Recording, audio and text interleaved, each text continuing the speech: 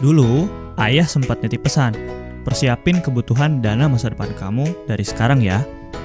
Habis itu, aku jadi mikir, apa aja yang perlu dipersiapin. Kalau berkaca dari orang tuaku, kerasa banget kebutuhan keluarga tiap tahunnya makin banyak. Aku jadi bertekad buat konsisten siapin dana masa depan dari sekarang, biar nggak sport jantung nanti. Kebutuhan dana masa depan pasti lebih tinggi sih dibanding sebelumnya.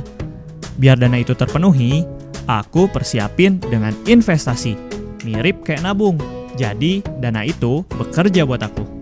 Investasi yang lagi in banget sih, investasi pasar modal.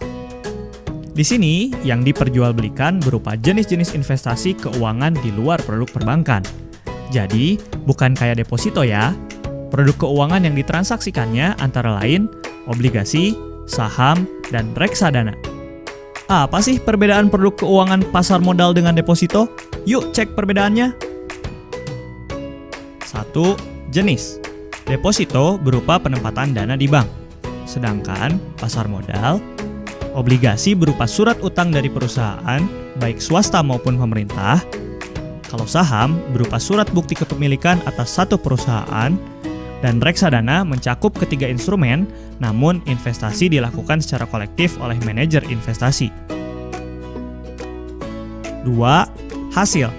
Hasil dari deposito berupa bunga bank, sementara hasil obligasi berupa kenaikan harga obligasi dan bunga yang dikenal sebagai kupon. Hasil saham berupa sebagian kenaikan harga saham hingga pembagian keuntungan perusahaan atau dividen, dan hasil reksadana berupa gabungan dari 3 instrumen. 3. Resiko.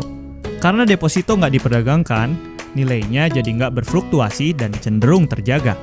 Kalau pasar modal, karena instrumennya diperdagangkan, nilai saham dan obligasi bisa terpengaruh fluktuasi harga.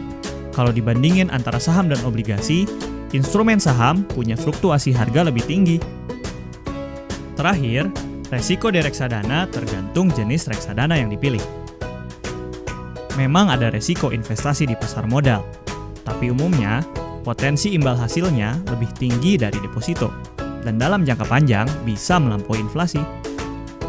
Maka dari itu, instrumen-instrumen yang ditawarkan di pasar modal memang pas untuk investasi jangka panjang, dengan periode investasi di atas 1 tahun.